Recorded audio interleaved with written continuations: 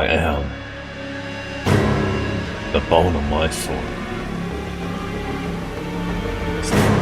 Steel is my body, and fire is my blood.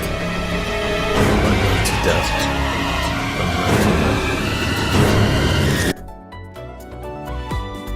New event, new event! Springtime in online.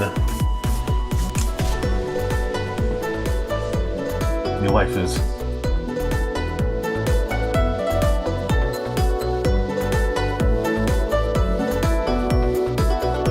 Krasny Kalat. New Northern Parliament girls.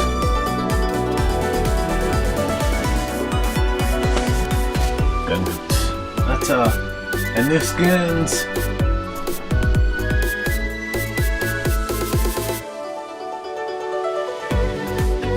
Chinese outfit. Moskva. Ozorne. Okay, I want her equipped. Okay, I want that skin.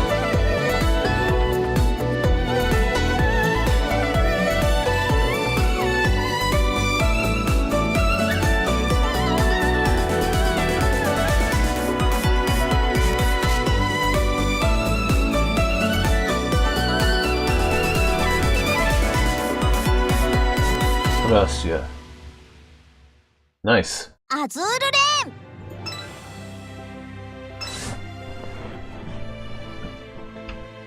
Let's see what the new event is.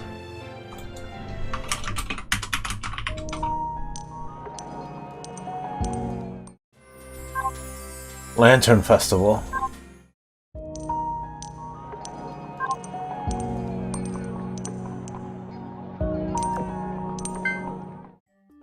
What do we have here? Yeah, sure. Lots of characters. Any new characters? また来ちゃいましたか。 2, 3. Okay. もう少しお買い上げになって。 Collect, collect, あり collect. がとうございます。 When does the month reset? In 2 days? また来ちゃいました。 3 days. Ooh, unobtained. Prototypes. Okay, let me just do this real quick. Some 5 exercises. Yeah, we're gonna lose that one. That's fine.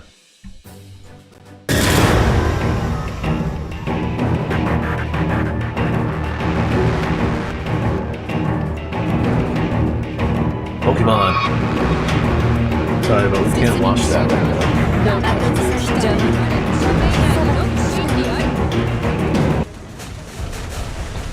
More Pegasus is finished. Brazilian Subaru. It's like a truck.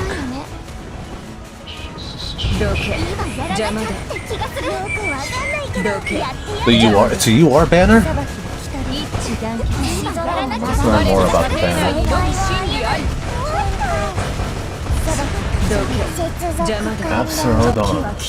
Hello everyone, happy Thursday. Today is gacha day. We got the banner out.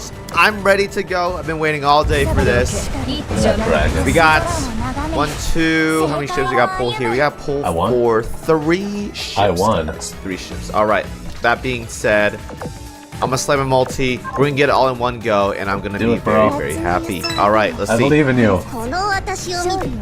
Alright, we're starting off very, very poorly right now. I'm gonna say that much. Wasn't expecting much. Sure, sure it is. It is what it is, though. My game freeze. Right, let's go into. Oh no, my game froze. Let me restart it. To the next one. Oh, these are worst timers ever. And we get the rates off every time. Oh, that 6 hours and 23 looks very. Oh wait, that's not it. Okay. Sovaskaya. Okay, now they're just no. All right, one down. Oh my God, one down. Thank the Lord. Game update complete. すごく頼りになりそう。 Hold on, let me see if I can load this. All right, the elite is gone. Oh man, this is. Come on, 1 hour 48, please. 最上型十字 Suzuya. 始めました。 Oh, Or Spike. man. Suzuya. 50. I'm gonna keep going. You're going. gonna hit pity, bro. Man, this is okay. This is a bad banner for me. It's a bad banner for me. I see 1 hour 30s. I see 4 hours. We're getting every Russian ship except the ones I want right now. Okay. Yep. I know, right? It's never the one you want. All right. I'm happy with this. I'm happy with this. Okay. I'm happy with this. Okay. Here we go. I'll take it. You got the UR already? Nice. I get a screenshot of that. 君の目から我々の理想が叶えられた輝きが見える。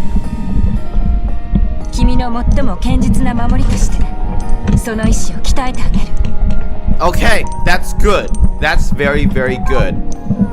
That's not great, better, but okay. Now I got full limit break right there. Very, very cool. So we're missing. Oh no. Oh no. I'm just gonna do one multi in a dream. 私はネバダ級戦。指揮官様。 Okay. Not the SSR, bro. Hey! And I'm full inventory. Let's just go remove some stuff.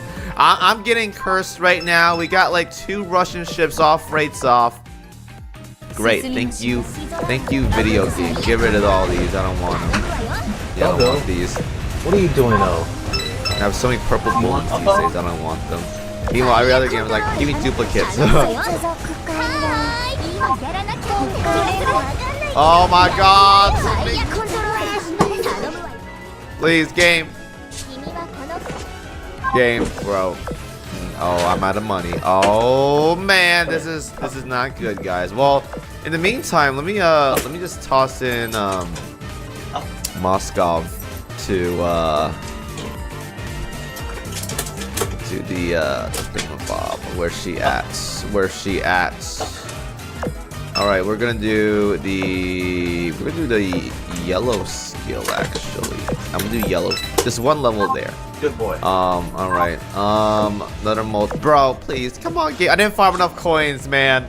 That was my. Oh my God. Okay. I still got coins, places. It's time to dig out these bad boys here. Give me that. Any other coins I can grab? I know there's a couple coins everywhere. Do I have any though? No, I don't want that. No, dude, Tutorial Island, get me out of here. Okay, I get it. Yada yada yada. I don't care right now. Okay. I have these here. This gives me coins here. I can always just grab from my thingamabob, and I really can do that, but I'll grab it when I really have to. Like I'm not that worried. We're not even in like in a bad position right now. We're like average. I just got a hit within like the next like 2 multis, and we're average, I'd say. Just within the next 2 multis. Oh! Oh, hey, you got the maze. 今日から一緒に働くことになったわ。先に言っとくけど、ここの規律を最高に厳格な基準で引き締めてやるから。Finally, I'm done. The banner has been achieved. 130 pulls, 260 cubes. I will take it. Thank you very much. I hope you guys do just as good, if not better than me. Hope you guys have a great day, and I'll see you guys in the next video. How do you have time for all that? How do you have that many coins?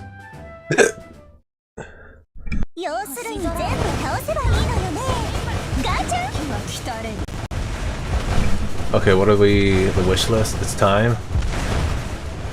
Bring auction location. EX mode, next boss. Hey, what was your event?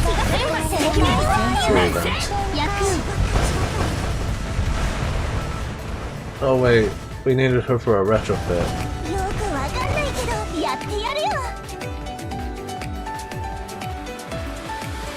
Hi puppy. Hi puppy. Where's your good puppy? Wait, is the green hair the ultra rare this time? Another green haired ultra rare? That's a lot. 北方連合所属プロジェクト66従順のモスク We have ワ a lot of green haired 同志指揮官に挨拶 ultra 申し上 rare. げ Alright, I gotta look at my Discord. Ultra rare. Oops, I hit pause. Because they're gonna know what this is. その意志を鍛えてあげる夏の装いでもあるということですね。モスクワ。 R の従順用か Alright, Northern Parliament. Ultra rare. What's the character name? The frogs? いただきました。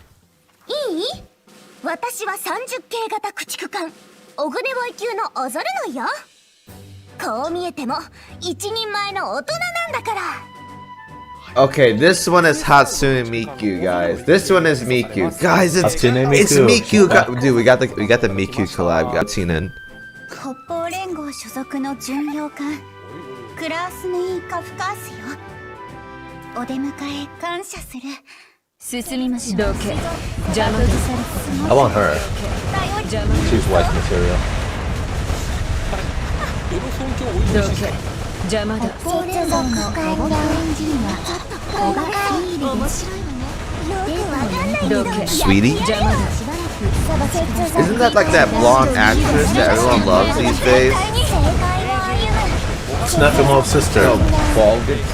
Wait. 今やらなきゃって気がする。よくわかんないけどやってやるよ。前例をかけ Pulls た out the lug. がしたくて血がたぎっているさあ今日はド派手に戦おうじゃないかはい、こちらね。SSR の戦艦 That's a meta ship.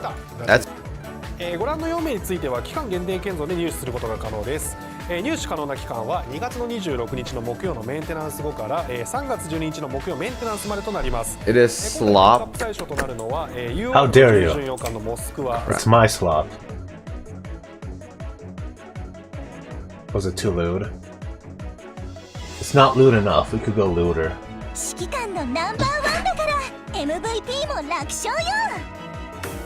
All right. Good morning, everyone. Hopefully, you guys had a great Friday. I had to sleep in Friday night, Friday night, because I woke up super early for the Friday morning live stream for the UR event, and as you guys know, they always do it at degenerate times for the North American time zone. So here I am.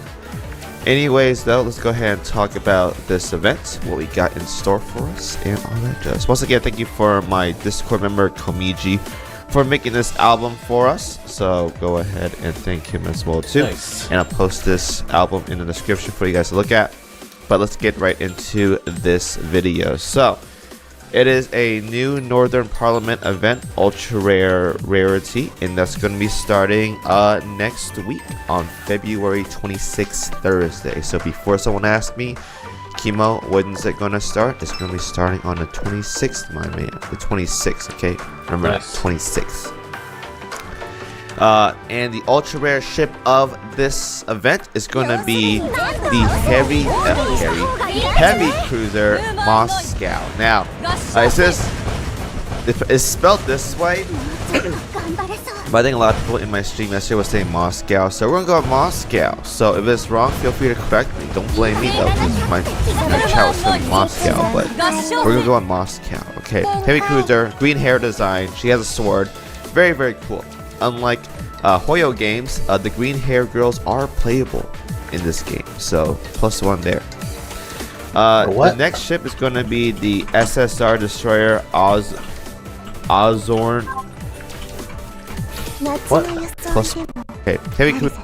It was saying Moscow, so we're gonna go with Moscow. So if it's wrong, feel free to correct me. Don't blame me though, because my chat was telling me Moscow, but we're gonna go with Moscow. Okay, heavy cruiser, green hair design. She has a sword. Very, very cool. Okay. Unlike Hoyo game. 何か起きそう？体を拭いたら運動しないと。do this.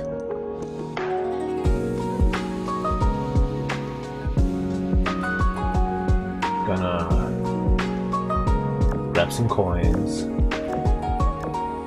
and then nip over to the build pool. Last one's from yesterday. こんにちは、指揮官。 Cute. Let's go. Yes.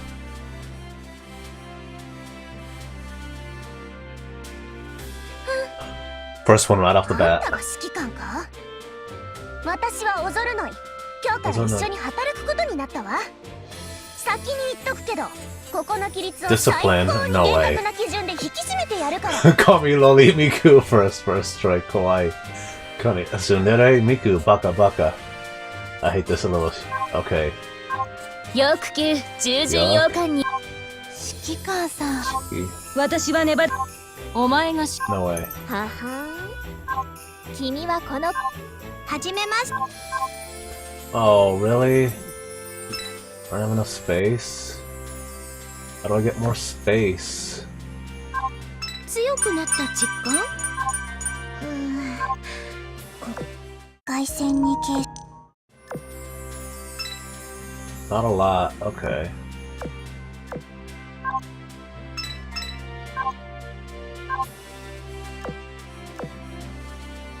サディア所属。 Hold on. Oh, we already have her. Okay, we can limit break her once. 私。 Come on, you are. There's 2 URs. Wait, there's 1 UR. Okay. Let's go. 2 temples. 北方連合 First one. 巡洋艦クラースネイ・カフカースよ。 Of course. お出迎え感謝する。すごく What does the angel 頼 want? りになりそう。 You are designed for elite ship. Bilat squad. Skin to elite. Jiggle physics on GB are crazy. Suppose. Slav squat. あんたが指揮官。 Ante. 私は Ante. はじめまして。 Hajimemashite. サディア所属。 Balanzo. 従順洋艦。指揮官さん。 Shikikan. はは Uh-oh. 少年。 Shonen. ハロー指揮官。 Hello. Wow, okay. We got 2, and that's all our coins. Good haul. Now let's go check them out. Good to know. Anyways, 100. We can leave those there. You, and yeah, you. There you are. And there you are. What did they say about the jiggle physics? Okay, yeah, no, they weren't kidding. What the heck? Why does she dance like that?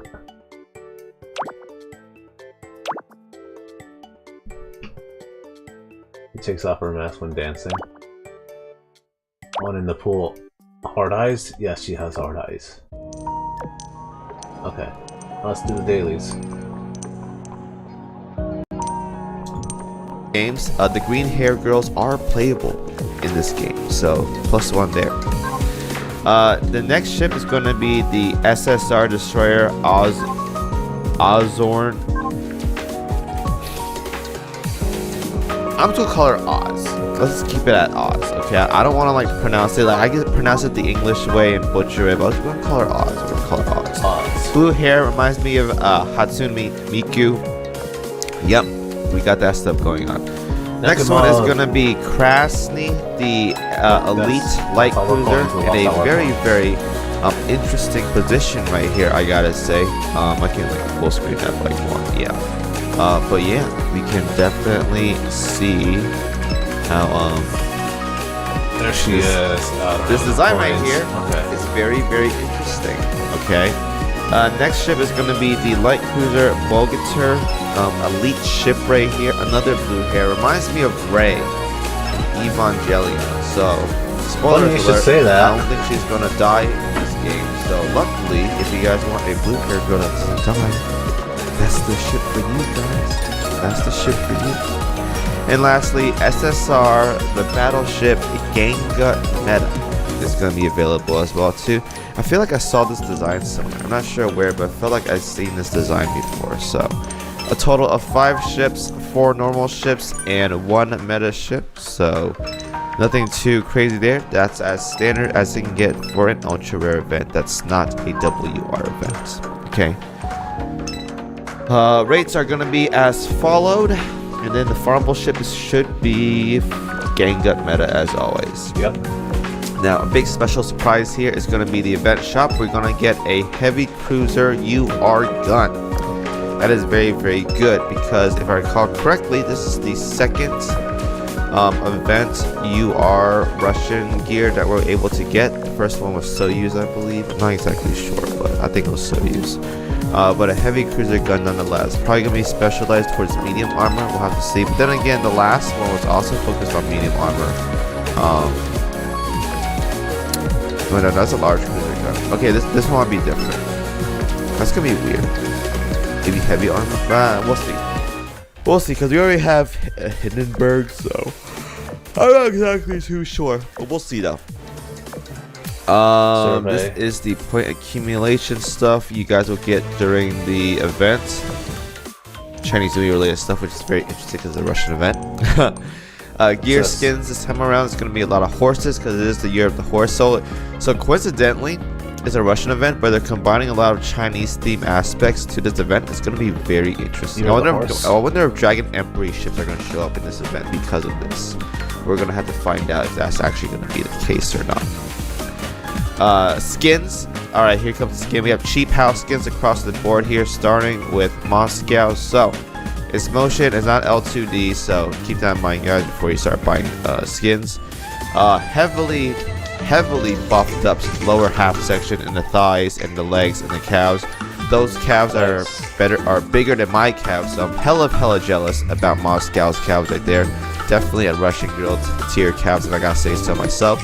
Very, very nice. Oz is also getting a skin as well too. Very, very crazy with the hair. I like it a lot. Very color scheme right here. Some greenish, some yellow, bit of yellow, some blue, and then like 4 different hair designs combined into one. Hey, if it works, it works. No complaints with me. Krasny's also getting a motion skin as well too. She's doing the hentai phase where she covers her face and takes a picture and stuff like that with the tongue sticking out, a little freaky, you know what I'm saying right here. A little interesting skin in that aspect.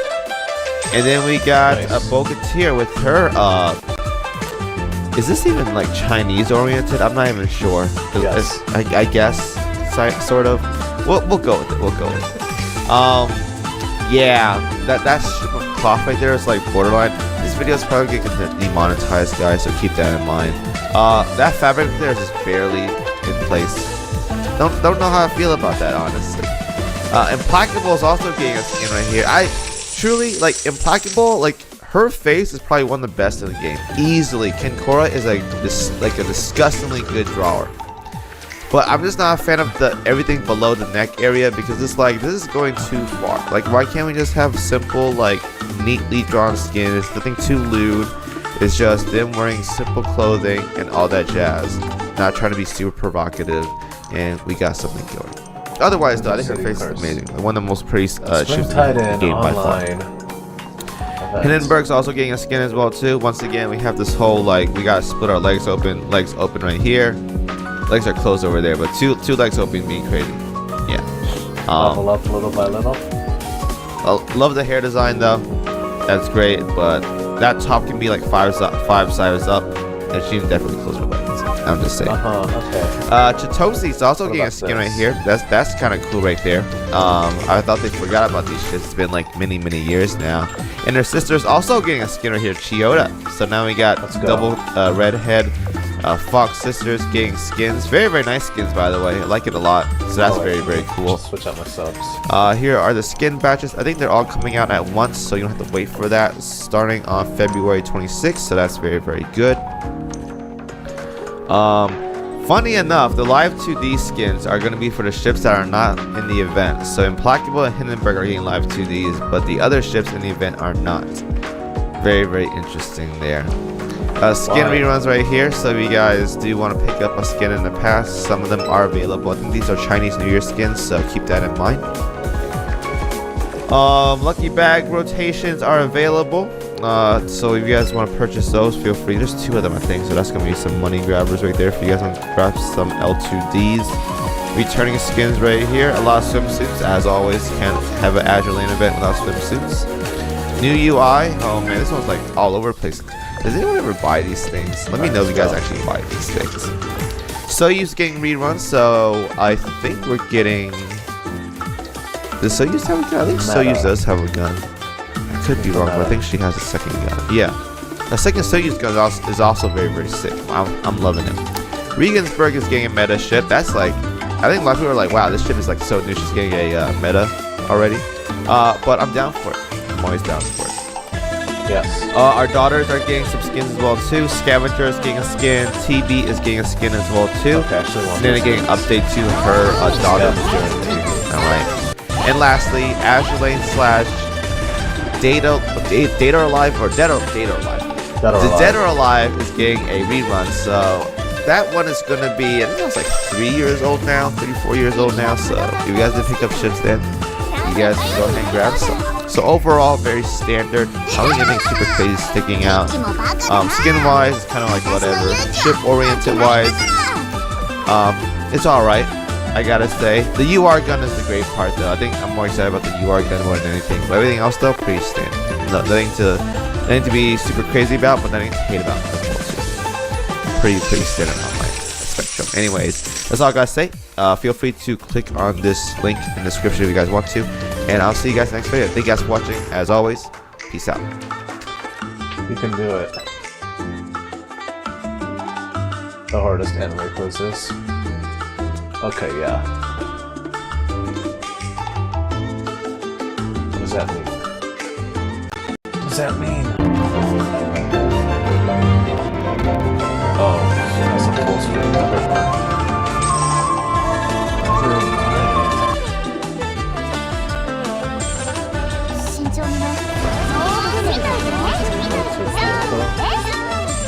What is this?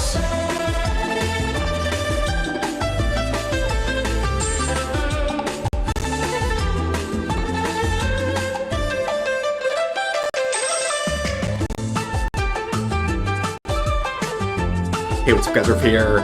Welcome back to a series. So, Desu, even Rev subscribes.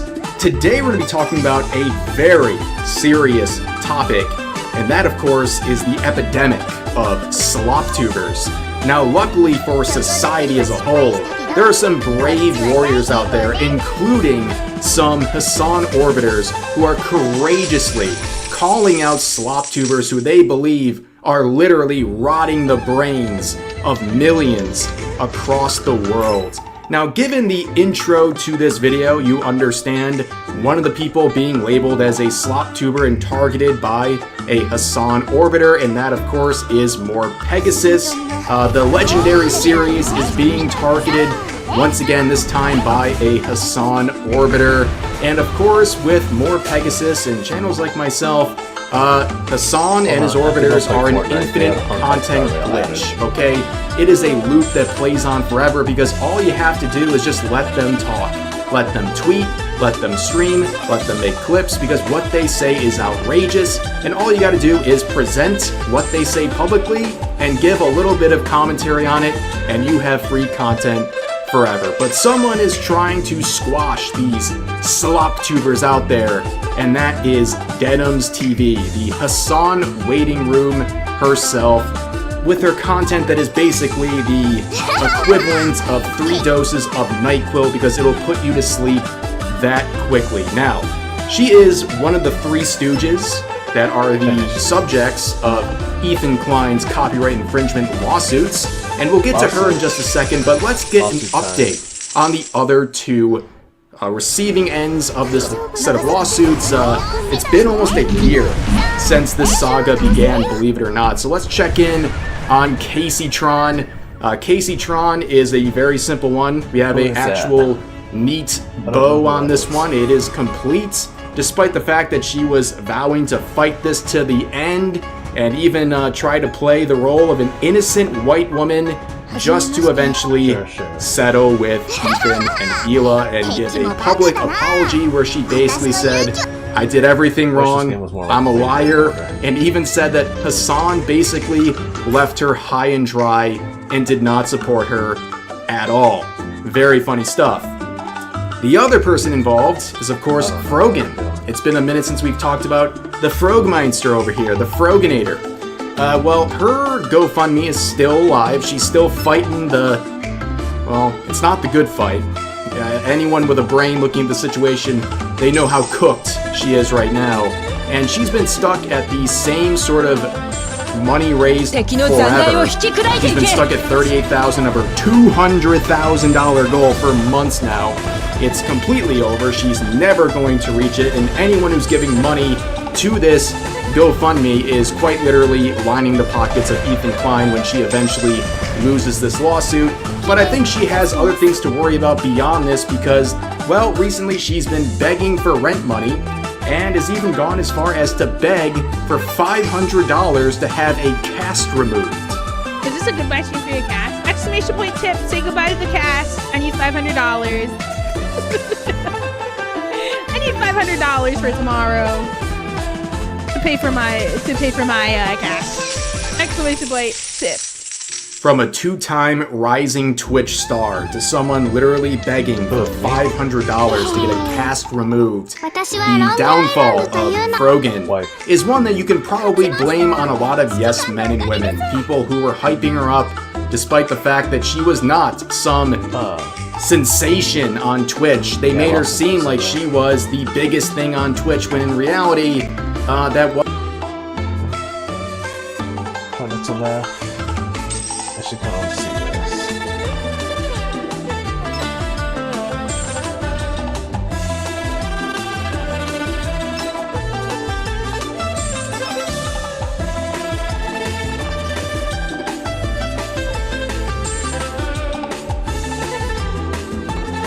Hello, guys and gals. Me, Mudahar, and in this saga of mass surveillance. And I've been talking about it a lot, but it seems like things are ramping up even faster than I expected.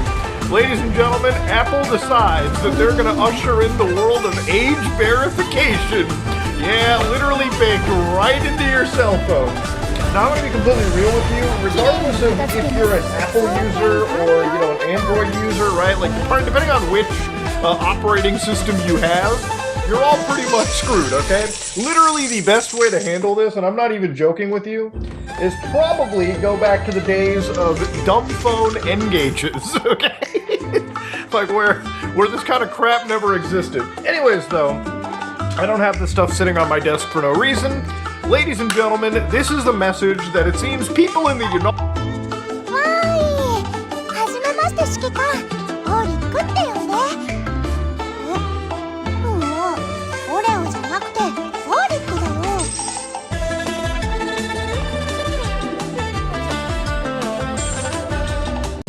What? Okay. Let's see. How to understand men. This late months ago. This is new. It's not new.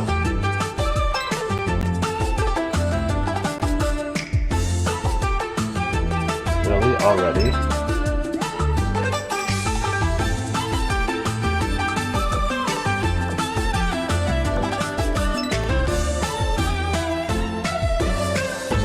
They're all engaged.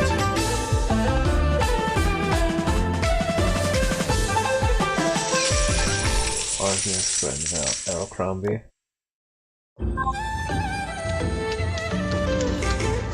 Abercrombie than who? For a bit of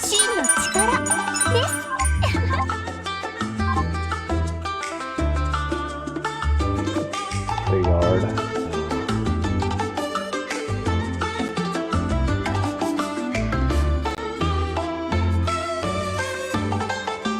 New to me.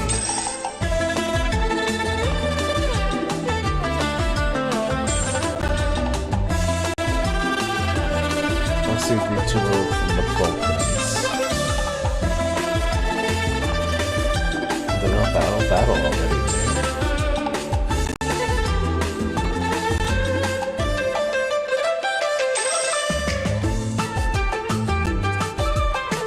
敵の残骸を引き砕いていけ。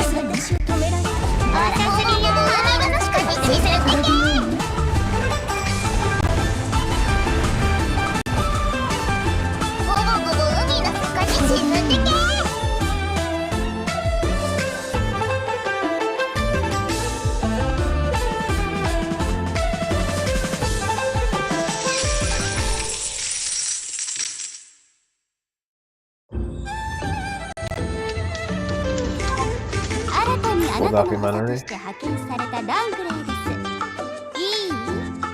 あなたの悪いところをとことん直して反対の運命を見せます。 10 years of war in Yugoslavia. 4 million people lose their homes. More than 100,000 lose their lives.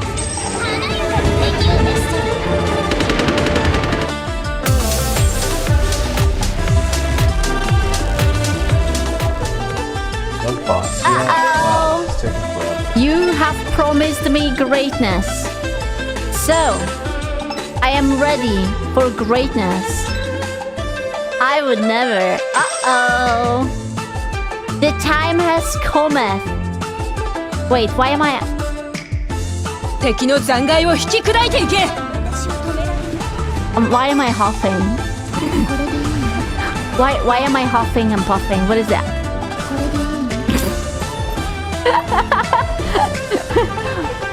Squopity Squopity Squake Dua Squake, your number one Romanian fan has arrived. Hooray! I don't know what I did. I don't know.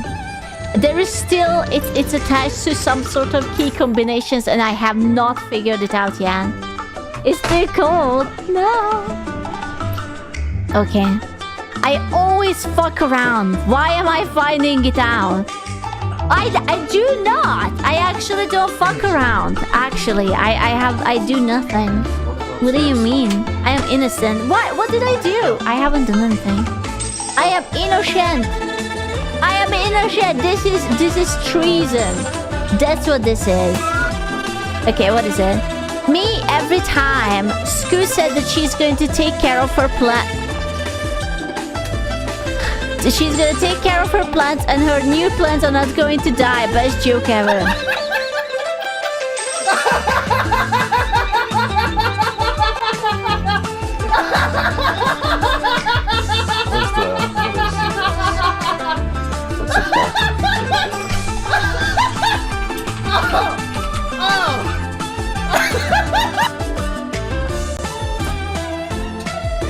Which Vulcan are you?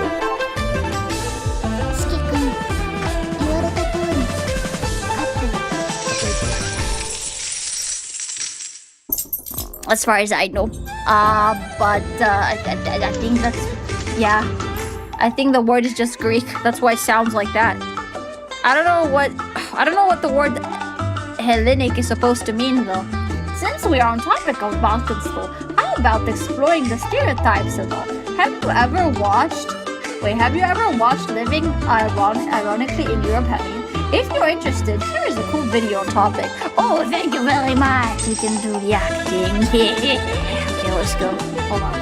Wait, the room just looks so romantic. I know, right? I took you inside my room so we can chat. Is that bad? I think we had a lovely chat. And now we Eastern Europe. I love it right off the bat. I love it.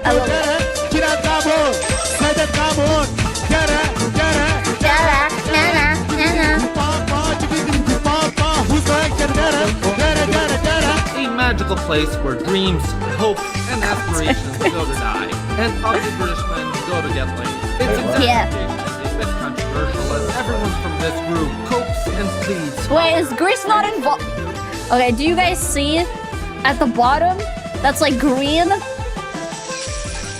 That's the one. Alright, back to it. Overall, Greece was a part of the Roman Empire once upon a time. Absolutely, yes. Everyone from this group copes and pleads. It's not. Why is it not? Okay, I'm not. This is how they are Central Europe. Europa Estica, Europa Nordica, Cartala, Centrala, Europa Vestiga, Europa. Okay. But we all know everything east of Vienna is Russia in denial. Pull it, Yes. come here. Even though Eastern Europe has Oh, that's a cool outfit. how not to organize their economies, very few people know the accurate stereotypes from the region. And Yes. everyone and anyone from this region. Wait, you guys know one of the main tropes in Balkan culture is the in a relationship specifically, since it's Valentine's Day, correct? It's the average Balkan man and who is very like, he doesn't really take care of himself. He usually wears shorts and Adidas. And the very like and his wife, or let's just say his girlfriend, who is the most prettiest woman alive you'll ever see. She's an absolute baddie. The most southern. No, and Turk. she just hangs out with that guy. That's more. Or the other trope where the woman is extremely pretty. She takes extremely good care of herself. A lot of makeup. By the way, that couple should be around their mid-30s. And the guy has the biggest beer belly you'll ever see. Biggest beer belly you'll ever see.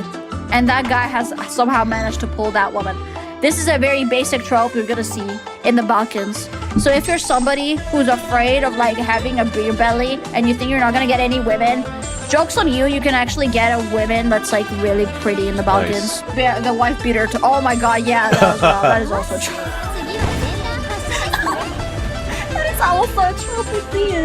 The average like Balkan guy has a mustache, and he usually is tall, but he has a beer belly. That's like, but he's a hardworking man. You know, he's a man. He works for his family. That is why he got a badass wife, a baddie wife. You know what I mean? At least most of the time. But he loves drinking beer. Yes. Here are Eastern European stereotypes explained.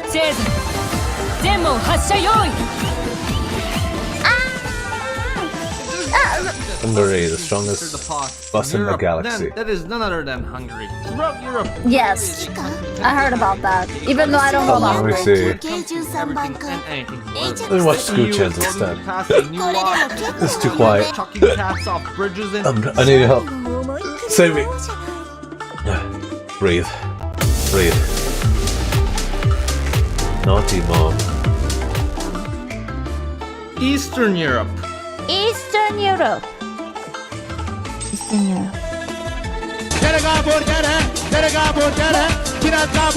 Wait, this is Hungarian. What the fuck?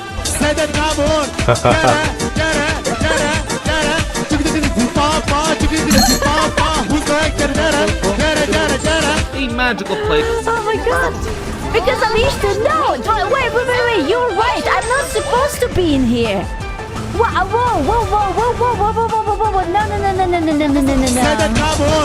No. What happened?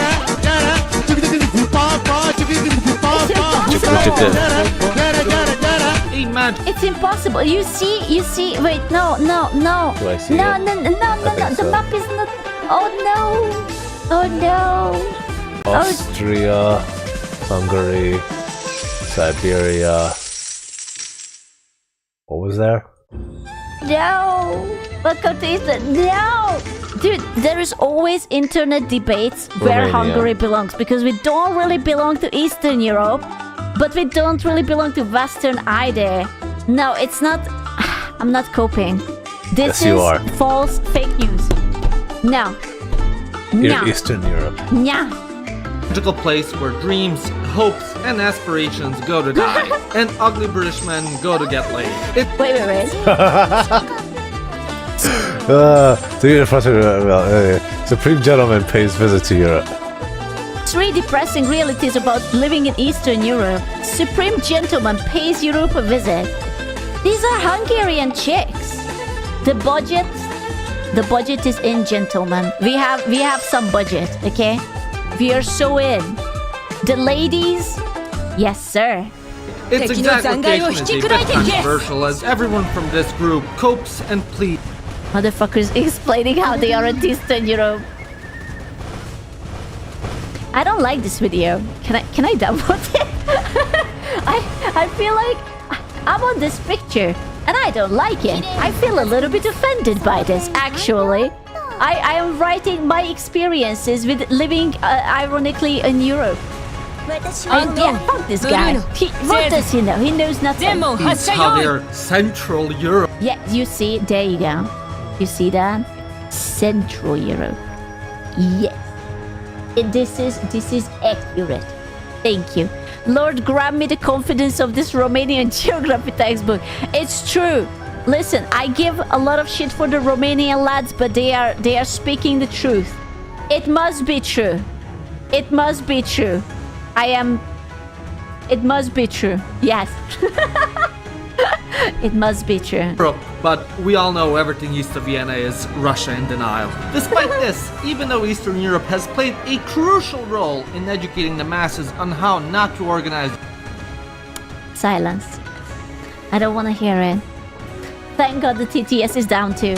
Silence. Their economies, very few people know the accurate stereotypes from the region, and very often resort to depicting everyone and anyone from this region as... It's cat dogs!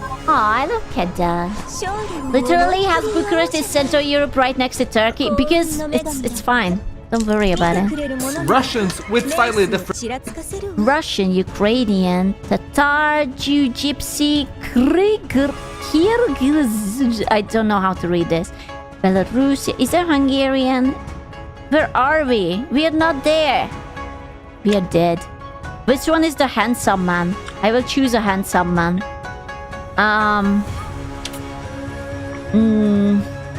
Fuck, we kind of look like the gypsies. Fuck! No! Why? Dude, he looks like Walter White. Dude, I don't fucking look like Walter White. What are you talking about? He's about to cook some math. What are you talking about? Oh, cool. No. Right? Dude, we are just not here, man. I swear. Like, where's the hair? What the fuck? Estonian is handsome. This guy looks like the guy from Bioshock, like Andrew Ryan. He's about to take us down to Rapture. Yeah, you do cook a lot. Oh man, it looks like Borat. No, but you kindly. Different variations. So, to correct this mistake, here are Eastern European stereotypes explained. Oh no, we are starting strong. Oh no. Why? If there's one country that constantly seems to... Oh, he has the stash. That's such a typical Hungarian stash, okay? My dad was rocking that stash. Look at him. He has the paprika equipped. He has the chains. He has the good food. He has the stash. Look at that. Beautiful. It's not an Eastern stash. It's a paprika stash. Seems to stir the pot in Europe, then that is none other than Hungary. Oh. Hungary as a country tends to have a reputation as a troublemaker. Okay, stop showing this fat motherfucker, okay? He's not a representation of all of us just because he's on the top. Dude, can you believe that this man used to be very handsome and skinny? Like, it's actually depressing how handsome and skinny he was, and now he's just like a pay piggy. Are you from Hungary? No. When it comes to yeah, he ate all the representation. Now we just get bad reputation. Everything and anything political. The EU is voting to pass a new law that criminalizes chucking cats off bridges into a river. Well, guess who's gonna veto that? Hungary. Yeah. Maybe also Poland, but yeah. Who else but Hungary? As a people, though, the Hungarians are usually stereotyped as being quite cold, reserved. What? Cold? Reserved? In what fucking universe would anyone call Hungarians reserved and cold? We are loud and warm and drunk and party and loud gypsy music. What the fuck? True, cope about it. Bro, what? Reserve? Have you been to the country? What? In America? Okay, just because Americans are psychopathic and they talk about their life stories on the streets, it doesn't mean that's the norm. Apprehensive and don't like to venture out of their own circle. Throughout the Balkans, they're not the most well known for being able to speak a different language other Hey, I speak, well, ish. than Hungarian, because of which everyone and anyone makes fun of them for it.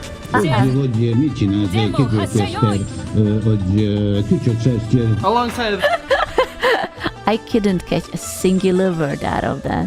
I have no idea what the fuck he just said.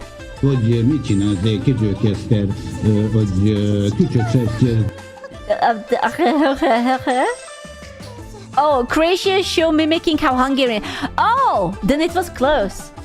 It's close because I almost recognized a few words. It's like hogy mit csinálsz? Kezdted, hogy. Alongside There was a few words that I could have guessed. It just doesn't make any sense. So it was close enough. No. I'm hearing. Oh, the Lotoso. My mom worked in a Coop like that.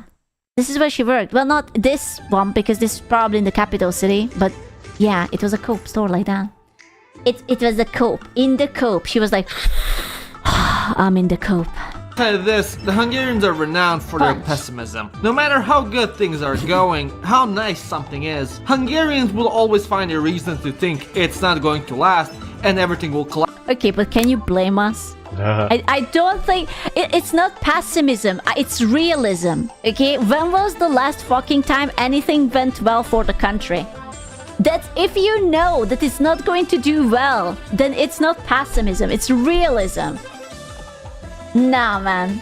That's all Eastern Europeans. Well, 1920s? Fuck. It's been a while. Oh, you no. sure that I cannot go back home and become the prime minister? I swear, like, what's the worst thing that can happen? Collapse into misery and suffering. Sort of like my last relationship. This is so Aw. prevalent throughout the Hungarian psyche. Unalive What is rate. it? Oh, the unalive rate. Age Where am I? standardized Oh, unalive shit. rate. Oh, fuck. Oh, those are not good numbers, gentlemen. Oh, those are very not good numbers. Oh, fuck. Are you okay? Oh, there's Hungary. Wow. No. Oh, I am. Oh, Croatia's pretty no. fucking Oh, high. gentlemen. What the fuck? Those are really bad numbers. You're all good. Never have been. Greece and We Bulgaria are is like the pretty, number 2. What the pretty tame. fuck? What the fuck? Italy's pretty tame, no. Not as bad as the US? I don't think so. I don't know, man. That's pretty bad. What's wrong with us?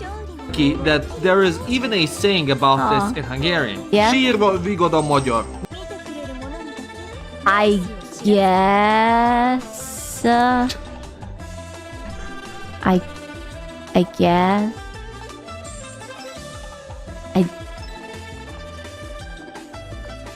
Yeah.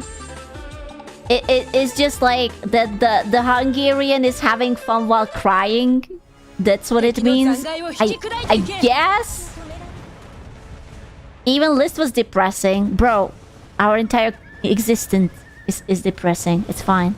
Which roughly translates to, the Hungarian is jolly while crying. Yeah, there you go. Essentially, they're like a bunch of emos who instead of dressing in all black and having a questionable hairstyle, have to stick sour cream in Oh, God, I love sour cream. everything they eat, and speaking the language of the Martians. Jaj, kürtös, kalács, paprikás, Orbán, migránsok, Trianon, Brüsszel, Soros, Gyurcsány, nem tudom! Boom. From Mars Attacks. Yes. Nem picsok, pifunász túl már jezik. If you've ever seen a man on a hot summer day strutting down the city, rocking the renowned socks and sandals combo, alongside with a That's my dad. That was literally my dad's fashion. Hi. I am unwilling to accept criticism. It's fashion. white wife beater and a Oh yeah, he had a lot of wife beaters too. Why do you have to call it wife beater? It's such a bad name for it, bro. mullet, then my friend, you've encountered a Czech. Throughout the It's so awful though. Please don't call it like that. Slavic Or world, two. the Czechs are seen as the most composed of the tomorrow. bunch, except for maybe the Slovenian femboys? Yes. Damn. Let's go. Convenience. But we all know what goes on there, so we don't count them. While other Slavs love to spend their time in bars and pubs drinking the most disgusting, revolting, gag reflex inducing brandy or vodka their grandpa personally spent their weekend brewing and ended up making in a tub whose fumes blinded in. God, this reminds me. So, like, I told you that we have like that. He had that summer house or same thingy, and my dad had this barrel. And that barrel was for every fruit that fell onto the floor and it started to rot a little, right? And my dad filled it up with rotten fruits. And obviously he was brewing alcohol out of it. Yeah. You guys have no idea. That barrel had an AoE damage, right? As soon as you went into like a 2 square meter vicinity of it, you started to have a damage over time effect on you. It was rancid. Holy fucking shit. You have no idea how bad it was. I was like, oh my god, just like get rid of it. It smells so bad. He's like, no. I am making my own brew out of it. And he was so fucking protective over it. And it was awful. Oh my god. The amount of flies and everything circling around it. Oof. Entire village for 5 days. Drma, to je domaća majku ti jebe. Yeah, exactly. It's like it was homemade. Kad sam je peko, cijela ulica halucinirala 3 dana od isparenja. 40 ljudi prijavilo policiji da je vidjelo boginju živu. The Czechs instead like to drink. Yeah, I feel like the Czech is not that much different than us. Yep. Good old beer. I have a German accent, and so of course I love beer. Living in such close proximity to the Germans made them stereotyped as the most functional among the Slavs. The most functional? What the fuck? We are very functional. Surely. And the most stuck up as well. Many even just like to call them Slavic-speaking Germans. And if you're ever in Czechia, don't shy away from saying this to the locals. They'll absolutely adore you for it. If the Czechs are the Slavs who have their shit the most together, then the Poles would be the most unhinged. Really? Really? The Poles? I can't believe that. They're calling the Poles the most unhinged? That's crazy. Well, in the US, Poles are usually stereotyped as being slow and not having the best of brain function.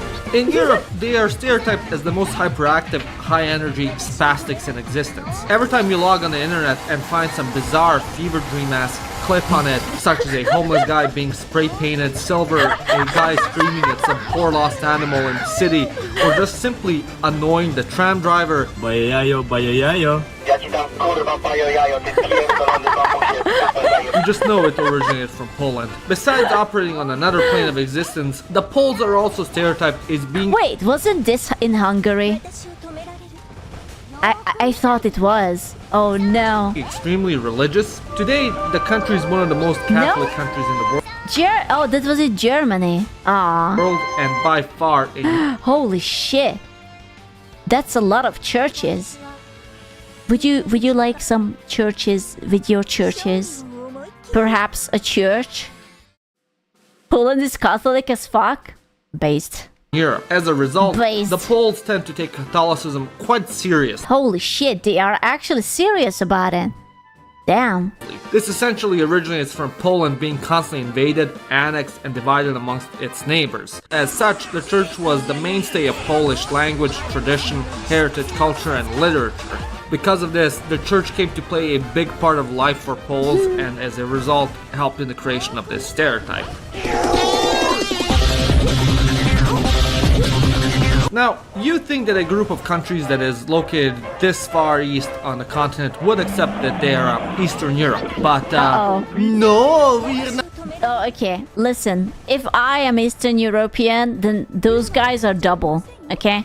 I am expecting very crazy unhinged shit. Your country, hello fellow Eastern European countrymen, because we are not. Oh yeah, then what are you? Impress me. What are you supposed to be? Not Eastern Europe, we're Northern Europe, we're Nordic, bro, please. But regardless of what their European pronouns are, one thing is for— Your European pronoun, oh no. fuck? Is Joe over for us? Certain. Their food is a cardinal Ooh, the saddest. Why? It looks good. It's like potato with parsley. What's wrong with it? sin against humanity. Gray peas with salted pork fat. I mean, I would eat that. Honestly, it's fine. And everything good and Bread soup? Okay, is that a dessert? Because I know desserts that use stale bread too, but I will... No comment. holy. If you want your plate to look like something that came out from the chum bucket, the Baltic cuisine is the Wait. Whoops. Honestly, it looks better than the Hungarian hospital food. Nice. You know, it's not that bad. No, this is actually not that bad. is the food I am not sure about what this is, but I would eat it. for you. As a whole, the people are also known as professional Presentation, where is it? Russia haters. Pray to God that if you ever enter in a competition on hating Russia, that your opponent isn't an Estonian. But considering the Russians more or less tried to wipe their entire culture and It was personal. I'm sorry, my dude. Yeah, the Russians do have the tendency to forget where the border personal. is. It's just personal. Hello YouTube and welcome back to the Cyber Cafe. Today we're going to be watching European Stereotypes Explained by Geopold. As a European, I'm very curious to see what reacting to European Stereotypes Explained. Let's go. Eastern Europe, the Nordics, the British Isles, Southern Europe, Western Europe, fake Europe. Fake Europe. We all have our own stereotypes. And today I'm going to be going through all those European regional preconceptions and rating if said stereotype is accurate or not on a scale of 1 to 10. Basically, random myth busting, but yo, I'm European as well, so it's okay. I swear it's okay, guys. First off, Germany. The general kind of stereotype for these guys is that they're obsessive recyclers with no sense of humor at all. The idea I didn't know about the recycling thing. I did know about the Germans don't have any humor. I did know about that stereotype. From personal experience with German friends I have, I don't think that's true, but let's see what this guy has to say about it.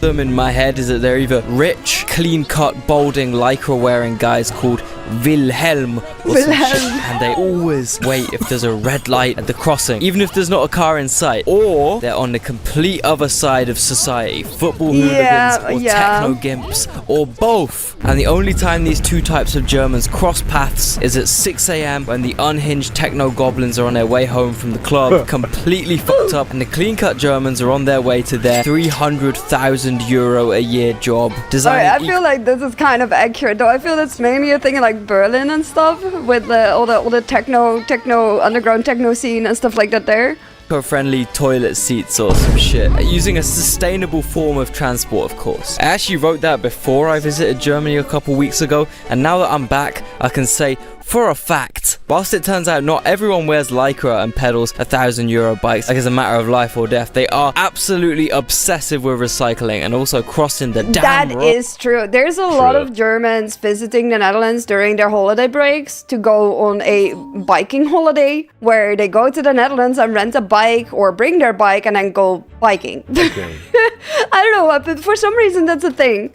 Road in the correct way. This was genuinely the worst thing about Berlin. Berlin might actually be the best city on earth if they A, didn't have the Brandenburg Gate, and B, didn't care so much about fucking jaywalking. Like, I'm trying to get places, man. I'm trying to be efficient with my time. If there's not a car in sight, I don't want to hear a fucking collective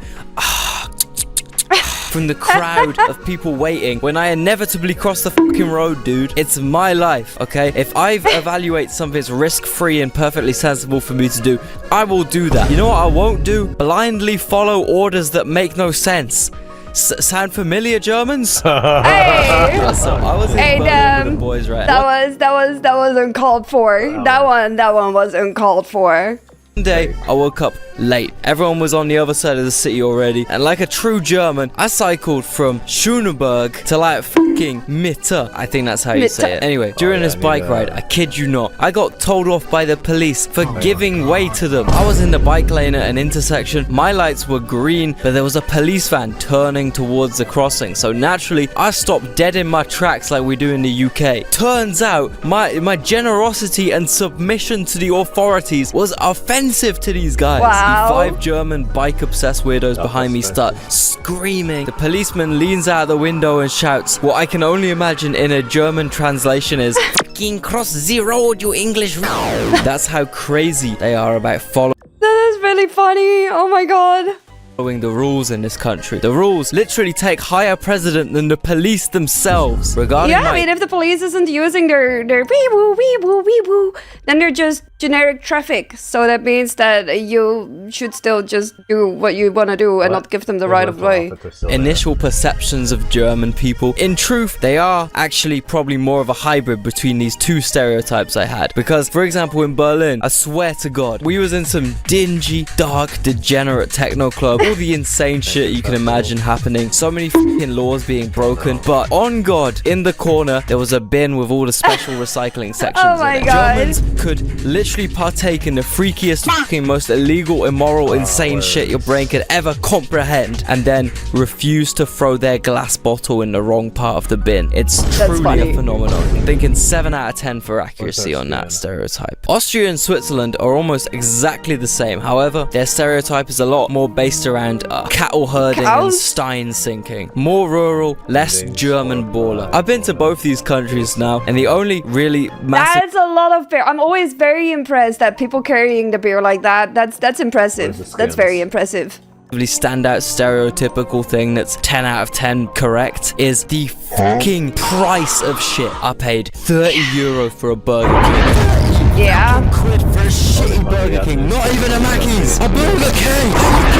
In Vienna, if you live there, the price of housing is actually dirt fucking cheap because, you know, they actually care about their citizens. But if you go as a tourist and you're trying to like book somewhere to stay, oh my god, man. I was literally scrolling booking.com doing the Napoleon pose. This was me, fam. The prices are insane. It's expensive countries. They're expensive countries. That's just how it is.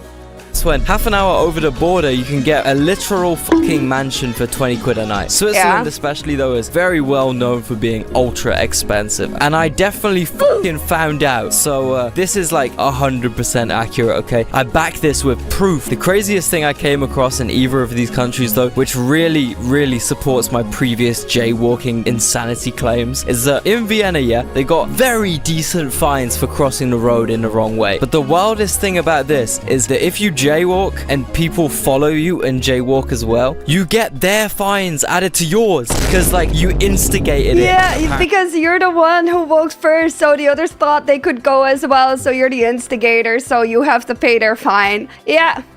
What the fuck? Yeah, not gonna lie, both these countries live up to their stereotypes. 8 out of 10. Now, the Benelux region, that's Belgium, the Netherlands, and Luxembourg. Yo, that's my region. That's my region. I'm right there. These guys are seen as like Germany light. They're still very hyper-focusy. Wait, what? So you have to pay their fine. Yeah. What the fuck? Yeah, not gonna lie, both these countries live up to their stereotypes. 8 out of 10. Now, the Benelux region, that's Belgium, the Netherlands, and Luxembourg. Yo, that's my region. That's my region. I'm right there. These guys are seen as like Germany light. They're still very hyper-focusy and OCD about trains, recycling, cleanliness, and bikes. These guys... Okay, the bikes is true. The bikes is true. This is very true. Their bikes more than their significant others, I swear. However, they're also like Germans in that with great strictness and compliance comes a desperate need for an outlet, something gritty, disgusting, and naughty. Hardstyle gabber, skinheads, football hooligans. But what about big stereotypes? First things that come to mind are waffles, both Belgian and Stroop waffles, canals, windmills, and DRGS.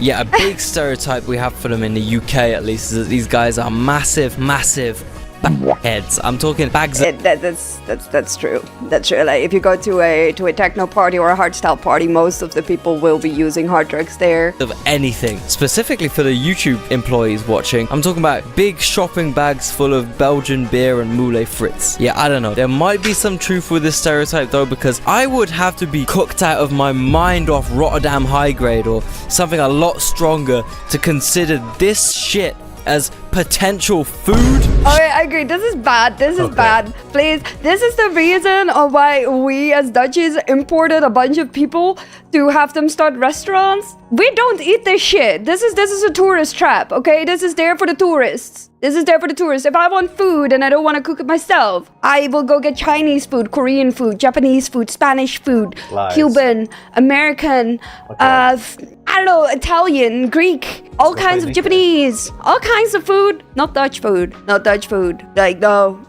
Like, people that still eat Dutch food, they eat like they're still stuck in World War II. Don't listen to them. This is a tourist trap. But the stereotype on the drugs is yeah. Like I if I go to a party, I'd be surprised if there's no hard drugs there, because there's always people bringing that stuff.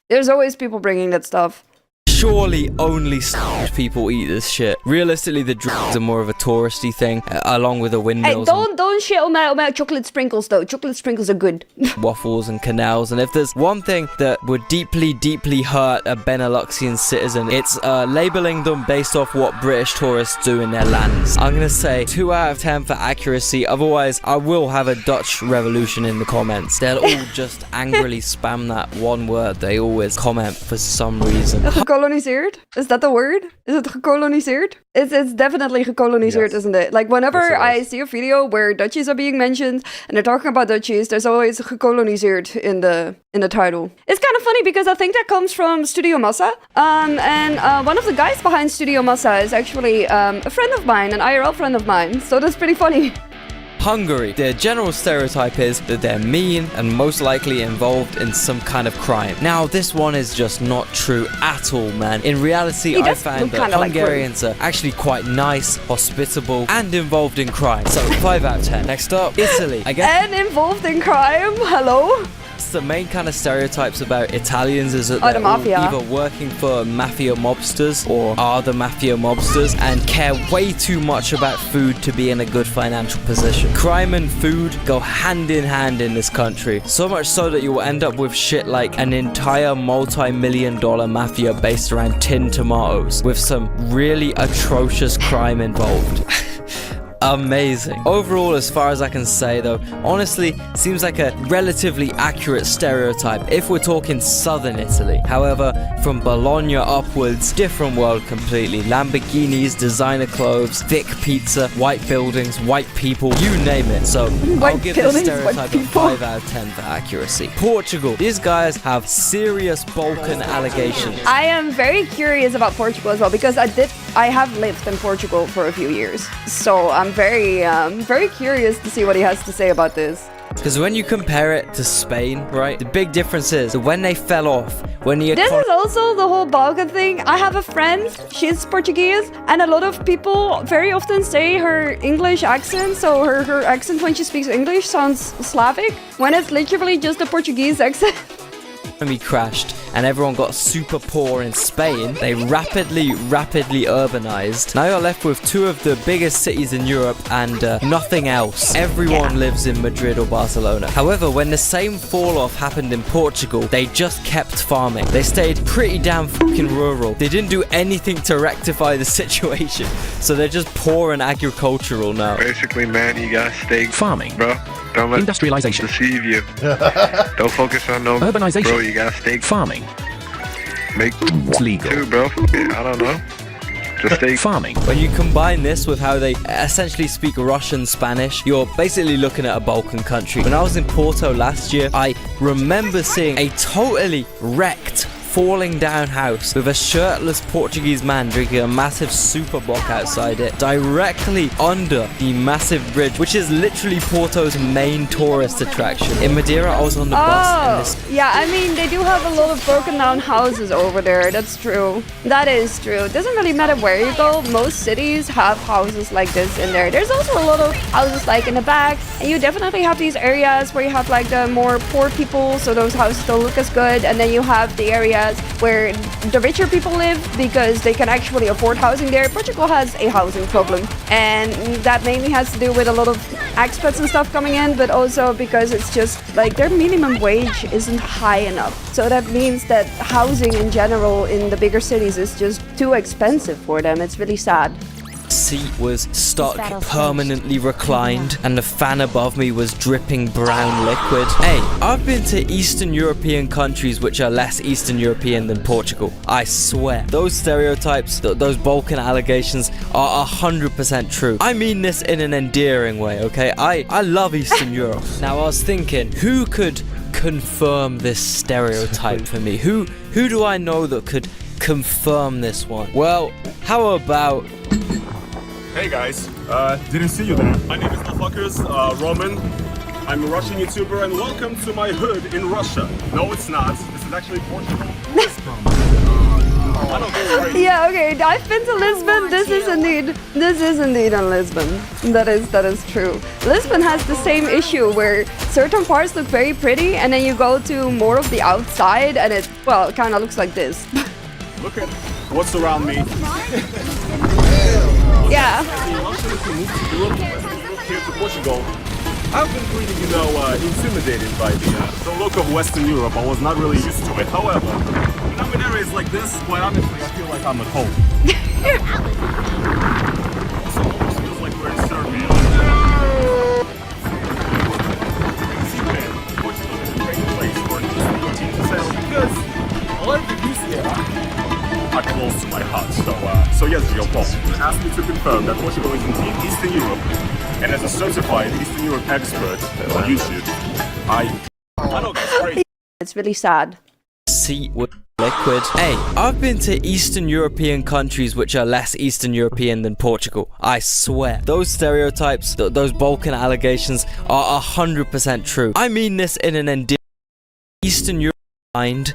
For them, it's really sad. Seat was stuck permanently reclined and the fan above me was dripping brown liquid. Hey, I've been to Eastern European countries which are less Eastern European than Portugal. I swear. Those stereotypes, those Balkan allegations are 100% true. I mean this in an endearing way, okay? I love Eastern Europe. Now I was thinking, who could confirm this stereotype for me? Who do I know that could confirm this one? Well, how about... Hey guys, didn't see you there. My name is Fuckers, Roman. I'm a Russian YouTuber and welcome to my hood in Russia. No, it's not. This is actually Portugal. Yeah, okay, I've been to Lisbon. This is indeed in Lisbon. That is true. Lisbon has the same issue where certain parts look very pretty and then you go to more of the outside and it, well, kind of looks like this. Look at what's around me. Yeah. As a Russian who moved to Europe, to Western Europe, here to Portugal, I've been pretty, intimidated by the look of Western Europe. I was not really used to it. However, when I'm in areas like this, quite honestly, I feel like I'm at home. Also, it almost feels like we're in Serbia.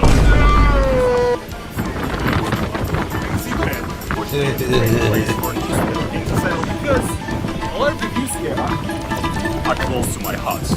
So yes, Jean-Paul asked me to confirm that Portugal is indeed Eastern Europe, and as a certified Eastern Europe expert on YouTube, I definitely confirm. Yeah, it's like a lot of the areas. Yeah. And there's a reason for that. If you're well known, well versed in the history of Portugal, there is a reason for why a lot of areas are like this. It's not a reason I'm gonna get into right now, but there's a reason for it, and that reason does quite align with the situation in a lot of Eastern European countries. So it's not surprising, really. You know what European nation loves? Coming to Portugal, especially this bit of Portugal, that's Brits. stuff. Now, I've talked about Britain. There's a lot of Brits in the Algarve for some reason. And British stereotypes way too much already. So I'm gonna hand this over to a certain Filipino man who is cursed with the burden of living in the UK to hopefully give a new perspective on the situation. Yeah, I got a few things to say about the British, right? There's a few stereotypes out there. Okay, there's loads of stereotypes out there. And today I'm gonna address all of them because he sounds so similar to a friend of mine. Brit. British. British people. Thing there. Straight of British side of your land. And that's where italki comes in. Using this online language learning platform, you can from only 5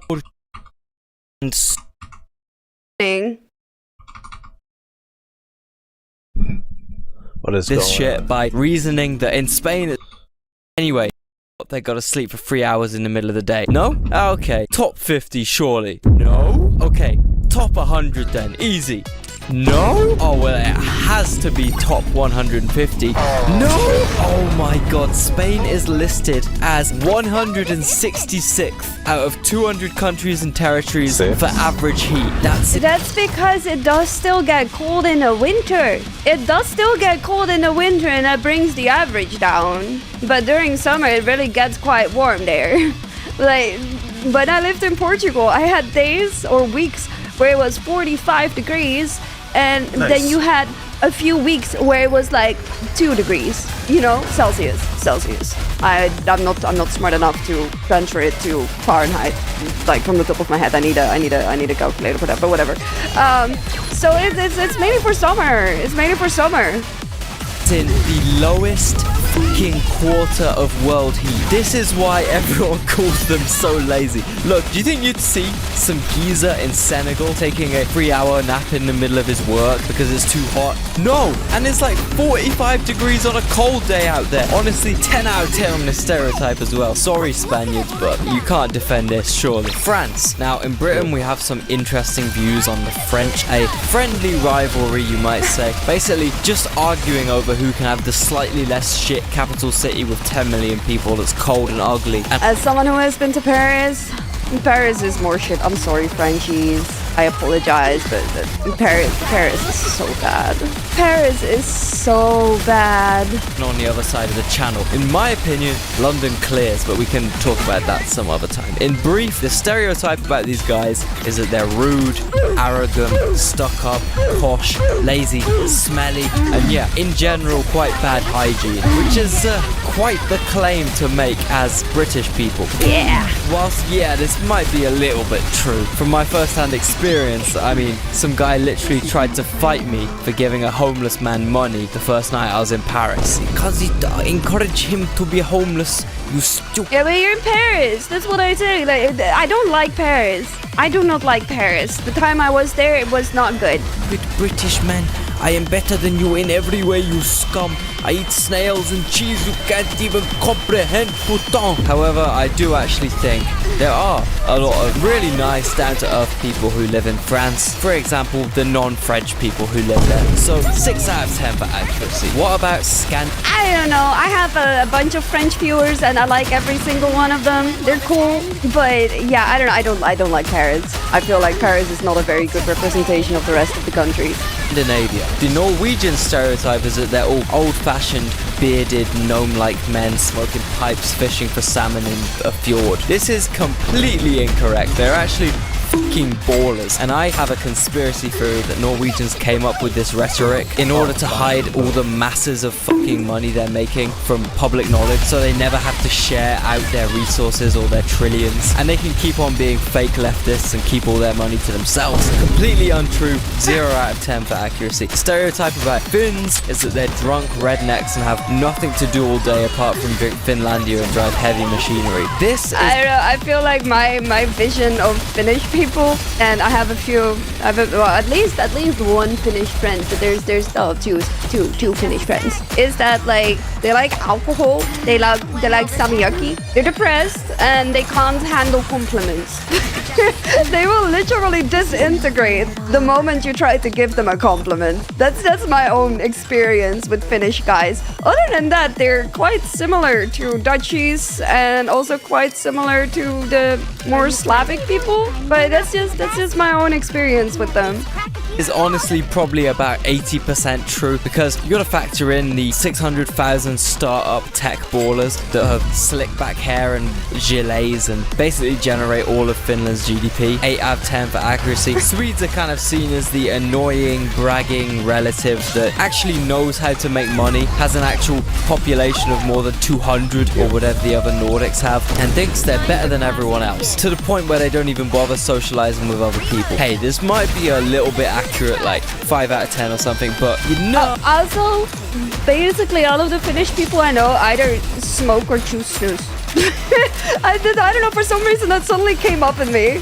Oh, why you gotta be... So, I spent multiple hours of my life working on a section of this video that was meant to be here, but the entire thing got copyrighted. Oh. It's 7 a.m. in the morning.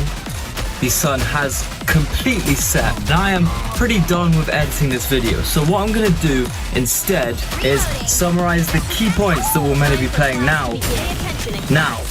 The copyright sucks.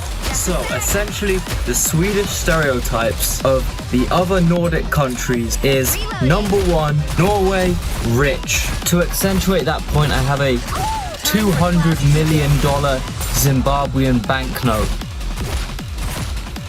Yeah, now Finns are absolutely drunkards, but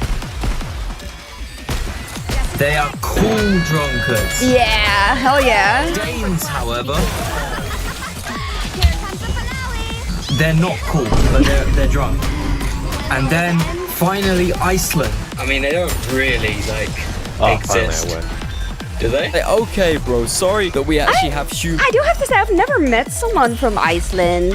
Huh. Is Iceland actually a fake country? Did we all get tricked into believing it exists? Humans living in our country, not just like animals. Oh wait, you don't even have them, because you like genocide them. Danes are seen as like essentially incapable of fucking talking normally. They have the most horrendous accents known to man, and aside from the interesting animal stuff, they're generally seen as woke, head in the clouds, painting their entire apartment white, introverts, and depending on who you ask, Danes are either Germans that think they're better than Germans, or Swedes that think they're better than Swedes. This is true, relatively, 7 out of 10. You know who surprisingly possesses a similar personality trait? Czechians. They are Slavs that think they're better than Slavs. At least in the UK, I think the stereotype about Czechians is that they're making, beer-guzzling, crime-affiliated Eastern Europeans, but this is fucking wrong. From experience, these guys totally distance themselves from all of Eastern Europe, but they have the worst roads in Europe. They have endless forests of commie blocks outside of Prague. Gambling is super popular. Beer and cigarettes cost nothing. Corruption and crime is prevalent, but they still pretend that Czechia is Western Europe. Ah, hell no. They literally changed their country's whole ass name for the sole purpose of sounding less uncivilized and disgustingly Eastern European and more German and good. The only accurate stereotype I've heard about Czechia is that their language sounds silly, so I'll give it a 1 out of 10 for truth. The other Slavic countries are a bit different though, because unlike Czechia, they don't completely despise their own identities. Instead, they actually have a lot of pride in their own identities, actually a bit too much fucking pride in their own identities. For example, Poland will refuse to take one singular immigrant because we need to preserve our cultural identity, whilst at the same time, I'm pretty sure they have the biggest fucking diaspora in the world. Like 20 million Poles live abroad. The double standard is crazy. Uncle Ruckus type shit. I guess the stereotype about these guys is that they're drunk, violent, pickle-eating, cold-enduring meatheads. I mean,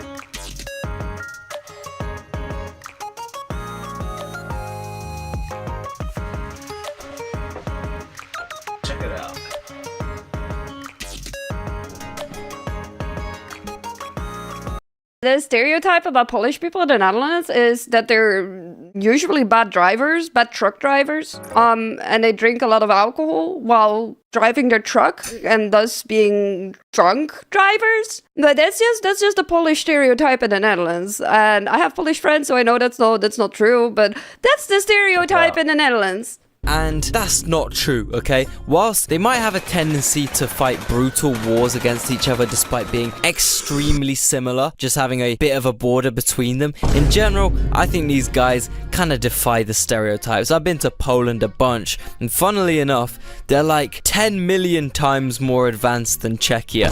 Everything's spotlessly clean, transport systems are super efficient, the roads are super well maintained, the shops are so convenient, especially Żabka, truly one of the best establishments in Europe. Oh, this just looks like a Dutch supermarket, man. More like a German city than any. They're like the kind of supermarket you see at a gas station or at a train station. Yeah. Other German city I've visited. And if anything, the British tourists are the badly behaved, drunk, violent ones out here, not the Poles. So 4 out of 10 for accuracy. The Baltics have some very varied stereotypes. Estonia, they're rich, stuck up, and larpers Nordics, despite literally not that long ago being part of the Soviet Union. Not gonna lie, I've been. They speak essentially Finnish, their food is essentially Finnish, and one thing's for sure, they drink like Finns. And Tallinn honestly feels more Nordic than Helsinki, so I give this one 7 out of 10 for accuracy. Latvia is like the complete absolute opposite stereotype.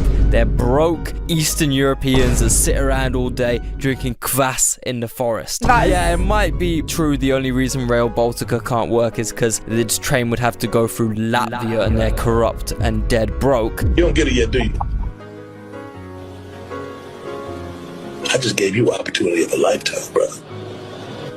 And I'd be damned I'd be disrespected like this. I don't know about the sitting around all day part. I don't know about the lazy allegations, because the truth is, you have to be dedicated, be motivated if you're gonna wake up at the crack of dawn and walk to the liquor store. The truth is, alcoholics are the hardest grinders in the world. They're always motivated, working around the clock, working so hard to get what they want in life, that being 45% black balsam. So I'll give it a 6 out of 10 for accuracy. Lithuania, now from my research, the only stereotype about these guys is that they're mean, like cold and unfriendly and introverted. Well, like Lithuania is such a small country that I've never heard of stereotypes regarding Lithuania, nor met anyone who is from Lithuania.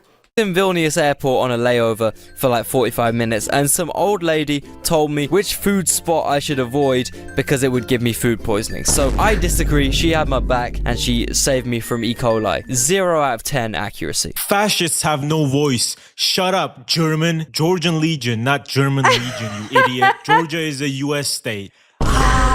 Oh, funny. I'm gonna crash out. One of the main stereotypes about Georgians is that they're hospitable. This is even depicted in the main statue in the capital, where the woman holds a bowl of wine to greet people who come as friends in one hand and a sword in the other for those who come as enemies. And you know, there have been a lot, I can't lie. And this stereotype is thankfully very true. I get constant DMs from people saying they visited Georgia because of me and they loved it, and the people were all very nice to them, gave them free food, free alcohol, and just a good time. So this stereotype is very true and I'm very grateful for that. Speaking of alcohol though, there is also a stereotype about Georgians being drunk. Now listen, imagine drinking wine that tastes just like the grapes they were feeding Roman emperors. Sweet but not too sweet, and it gets you drunk very nicely. Now imagine you have a whole cellar with literal tons of that wine. Oh yeah, I can understand why people get drunk in that case. You're gonna be chugging it. Honestly though, yeah, the stereotype is partly true because people in rural Georgia get wasted. There is literally nothing there to do other than farm and drink wine. So outside of the cities, there is a huge drinking culture because literally everyone makes their own alcohol or the ethanol. This guy. I gotta say that the homemade alcohols I've had so far were probably one of the best alcohols I've had. At TwitchCon, one of my moderators actually brought one of my Twitch mods brought a bottle of homemade alcohol. I kind of forgot what it was, but it was really, really good. It was very fruity and very smooth, and it's one of the best alcoholic drinks I've had so far. There's a drink named chacha, which goes up to 80% alcohol, which even the most alcoholic people can't stand more than 3 shots of. But Georgian villages really go crazy on the alc. I'm sitting on the table, I'm like, please, no more, no more. And then they pour up 2 full glasses of wine just for me. I'm just not built like that, bro. But in the cities, we just drink beer and cocktails. Also, I don't know. I love cocktails. Geopol mentioned this, but Leo is a bad bitch. Literally, anytime I get drinks with him, Ice Spice starts playing in my head because he always gets Aperol Spritz, which is literally reserved for Instagram model.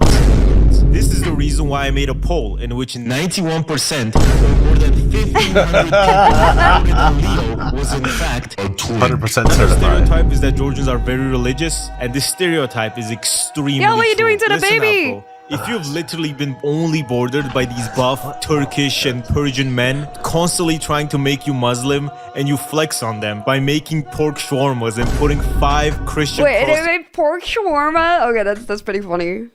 in That your looks good, flag, though. you gotta have a certain level of dedication that most countries cannot get to. Every taxi driver passing by a church crosses themselves while they're driving for every church they pass, and a lot of people get surprised by this. But when you look at the history at this point, it's more of a fuck you to the constant invasions. So yeah, this stereotype is extremely true. Also, everyone comment Leo. Moving on, we got Romania. Look, we all know the stereotype. We all Wait, know that what was I'm the gay Andrew Tate. Romania. all know what I'm talking. Leo. Moving on, we got Look, Romania. it's the one, the dancer that looks like Andrew Tate. Look, we all know the stereotype. We all know what I'm talking about. All I'm gonna say, I'm about 70% sure that during the singular day I was in Bucharest last year, someone attempted to pickpocket me. They were not successful, but, you know, for some reason a guy brushed really, really close past my pocket in a completely empty pharmacy when I was looking around. So, as far as I'm concerned, it's all accuracy. I'm seeing, all I'm seeing is accuracy. Nah, I'm joking. They do have other stuff to do in Romania than just pickpocket, like human trafficking. Talking about human trafficking, finally, we got the Balkans. Now, look, we talked about the Balkans a lot on this channel, and one of the real big stereotypes I get screamed at in the comments, in my DMs, on every single comment section in the world ever, is that they're all Turks. That every individual difference in this region of the world is completely invalid because they're all Ottoman fucking 100% Turkish Turks. And what I have to say about this is 0 out of 10 accuracy. If any of these obsessive, insanely devoted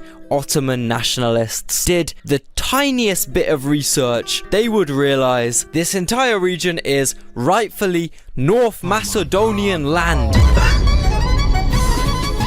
Oh my god.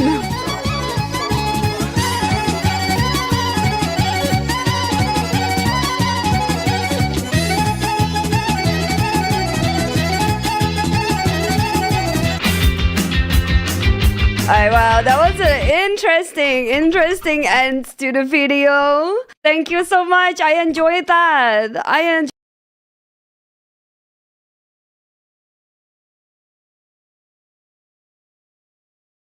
This episode is brought to you by stone columns across which a whole load of palm branches were laid and reinforced with reeds. These reeds were then covered in soil, and this soil planted with trees and flowers that no longer survive. Is working from other sources. The same goes. Nice. Guess I'll end the stream then. Hello YouTube and welcome back to the Cyber Cafe. Today we're going to be watching European Stereotypes Explained by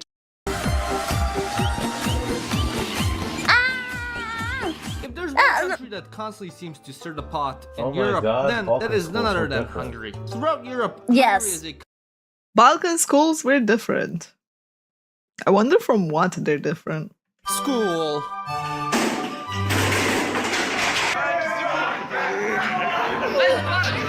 Yeah, looks like an average school. It is the most influential time in a young child's development. Pretty well, Patrania.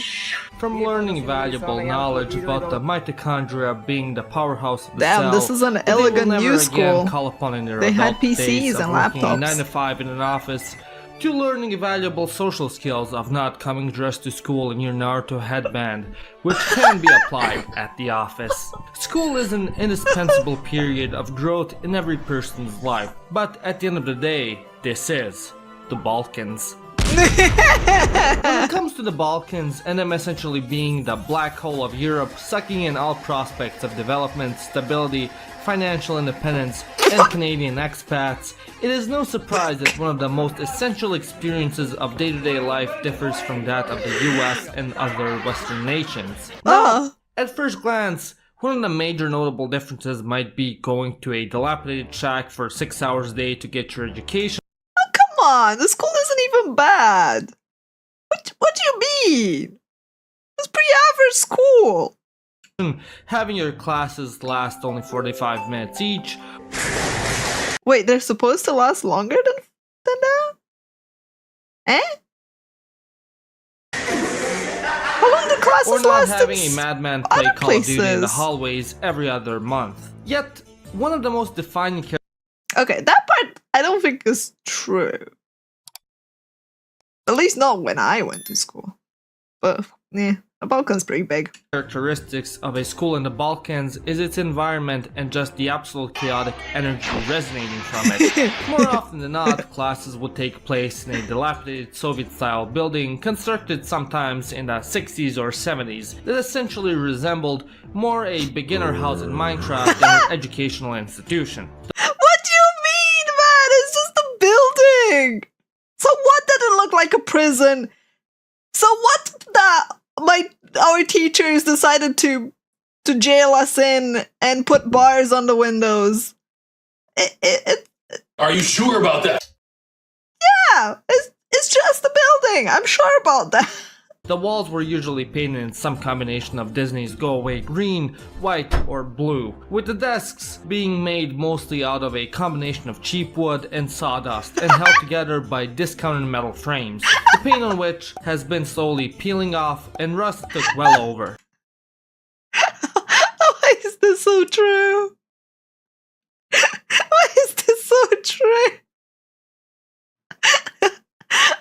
We got new desks, so like ours weren't that bad. But generally, like when you went to school, you'd have like when I went to competitions to other schools, basically for exams and contests.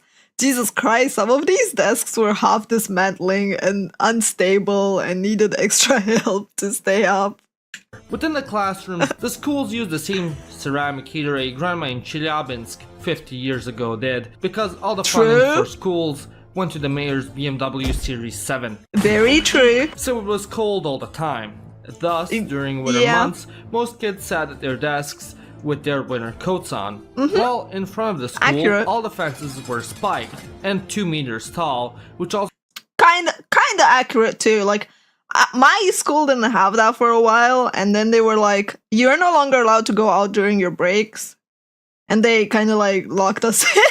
That's why it's kind of like prison. Also had a portion of literal rolled barbed wire as a way to prevent kids from jumping over them and escaping, because you know it wasn't a Balkan school unless you had at least 5 guys in your classroom jumping out of the first story to ditch class and wasting all of their money on Book of Ra at the Mozart bet.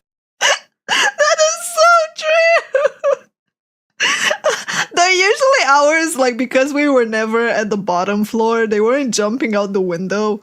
They instead would go to the teacher and be like, one person would talk to the teacher and distract them, and the others would be behind at the blackboard getting ready to like escape through the door, and the teacher wouldn't know because they were behind them. So as soon as the teacher comes in, one intercepts, redirects their attention towards the class, gets them to come inside at the desk, at the front desk, and then asks to go to the bathroom. Meanwhile, everyone else is like running out. Oh, take care, Kirian. Jebi ga. Voćkice mi život upropastile. But you know what's never a waste of money? Atlas VPN, baby! In the modern day, cyber attacks are ever more VPN, common let's as hackers go. are trying ever so hard to get your data. I mean, why is there the fucking Necroman! Just look at the email I got the other day. Your email and password send Menace. me. And that's why I recommend now more than ever to get yourself a VPN, especially since I got hacked while not using one. Luckily, Atlas is here for the rescue. Being one of the best VPNs out there, and without a doubt the best deal on the market, and only costing $1.99 a month. It prevents your login data and cookies from being stolen, keeps your search and browsing data private, and prevents malware. Alongside this, Atlas helps you avoid getting charged I should honestly higher get a the same VPN for product my online phone. by companies that use geographic discrimination. Just for if you're that in the market reason. for online games or flights, Atlas is your best friend. Just switch to an Indian or Argentinian IP and poof! Alongside that, you can also access different TV shows and movies, once again geolocked from your home country. And with just one subscription, you have all of this on unlimited devices. So just go and click the link in the description, atlasv.pn/Europe, and get Atlas Premium It pretty for much just works. $4.99 a month, plus 3 months completely free. Since Atlas first sponsored my channel, their I said prices I have should, gone I up 2 didn't- I times didn't say I already. would. So better go and get yourself Nor a that I will. subscription now before they rise again. And don't worry, if you're not satisfied with the VPN, which again I highly doubt, Put a we condom have on your 30-day internet. money back Let's guarantee. go. So go check it out. Try it for yourself, protect yourself, and support the channel. atlasv.pn/Europe. However, that was all fine and friendly until you saw the fucking toilets. You mean the smoking chambers?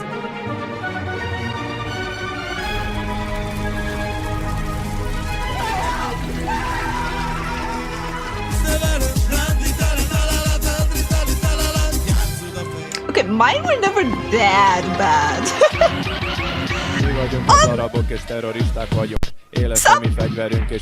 Okay, fair. Other than the fact Fair, that you sometimes they basically were. had to shit squatting down through a hole, which was I actually had one of those whole ones. Well, not in my school, but I went to a competition in another region. Like it was a national competition, and I kid you not, this was our toilet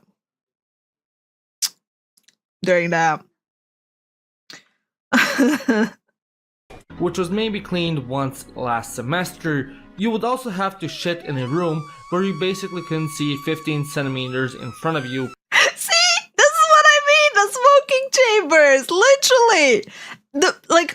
They locked the school so people wouldn't go out to smoke, and then we had the closeted smokers, so they would literally smoke in the bathroom. From the smoke made by 15-year-old nicotine addicts. Now, I'm quite aware that in the West, you also have Dylans and Kyles smoking up the bathroom by inhaling a cocktail of questionable chemicals conjured in Jesus China to Christ. taste like strawberries and mint. But no. This is the Balkans. Go to sleep, Albania. Yo, go to sleep. We smoked the stuff grown, sun-dried, and roasted in the glorious lands of Kentucky, which is bound to make you give up running on the treadmill after 2 minutes and shorten your life by 10 years minimum. So going into the bathroom felt like going to a country club back in the 60s, as you could taste the cancer forming in your lungs from all the smoke. And this wasn't just the case in high school. You'd also have kids. God, this is too accurate. I never could go to the girls' bathroom because for some reason the boys' bathroom was a disaster that was just not functional anymore. The girls' bathroom was where everyone gathered to smoke because it was the one that's closest to the class. Like the girls' bathroom was always close to the classrooms. The boys' one was very far. Oh, I always went to the teachers. Like, if I needed to go to the bathroom, if I really needed to go to the bathroom, right, I would go to the teachers because they had toilet paper. It was clean. I had the privilege of being allowed access because the Romanian teacher favored me.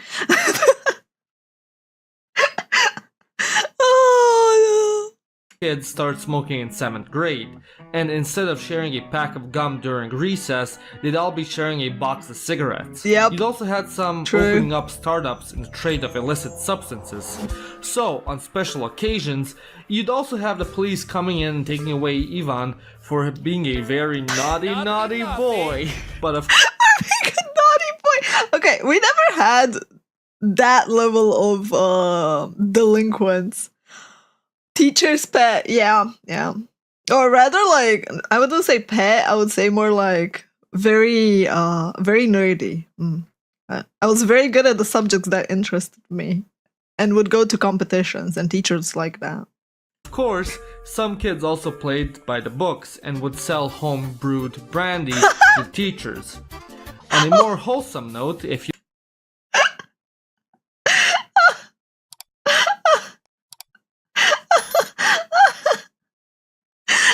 Okay. For me, we had it a bit different. We wouldn't have moonshine. Me too. I see Megatosi. We wouldn't have moonshine. Okay, we would play ping pong with our teacher. We would play sports with our teachers in and skip other classes. Thanks, Nick. you lived in a more multicultural area, like I did, during winter you'd have the kids split up into groups of whoever and Hungarians, and then have snowball fights. So, you know, that was always pretty fun. And honestly, that is always fun. I agree with the video.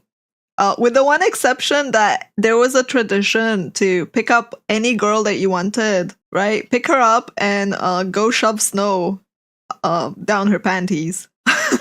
that was the tradition. Needless to say, someone that liked me tried to do that and I clawed them. I was feral. But I did not want to get snow in my panties and I didn't want to go out. So yeah, that's what they got. Don't worry, chat. If you're in the Balkans, the girls fight back. Just gotta put that out there. We will bite and claw the fuck out of you, and we're not afraid to beat you.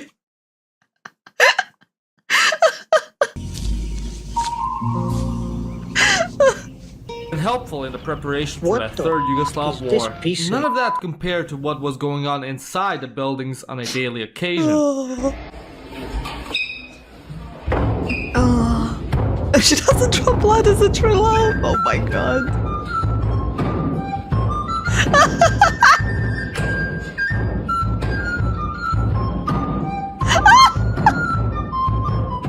The classrooms before the teachers would Okay, we were never that insane with our desks, but yeah, we did have moments when we repositioned desks and did weird shit. Oh. come, and after they would leave were just utter chaos and a free-for-all. A popular way to kill time waiting for the lesson to start was using chairs as darts and the wall as a dartboard.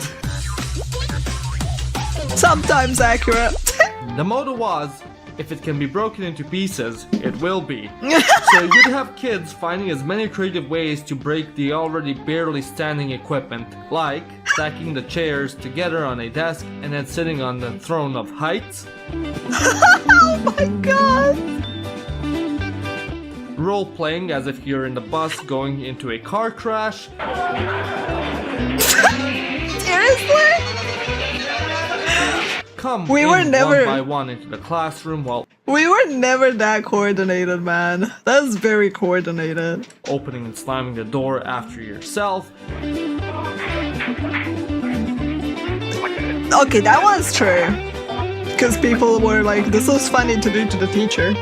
And of course, hiding in the class closet and breaking the door. You also had occasionally that one kid case, they would just lock people in the lockers.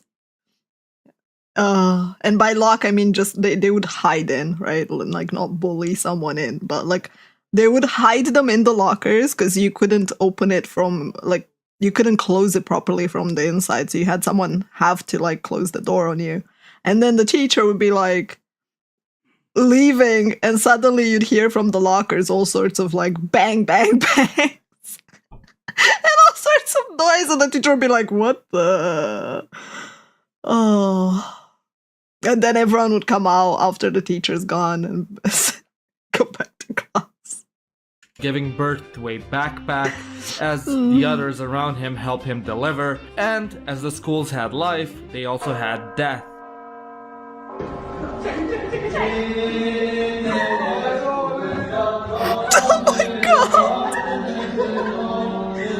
Oh my god!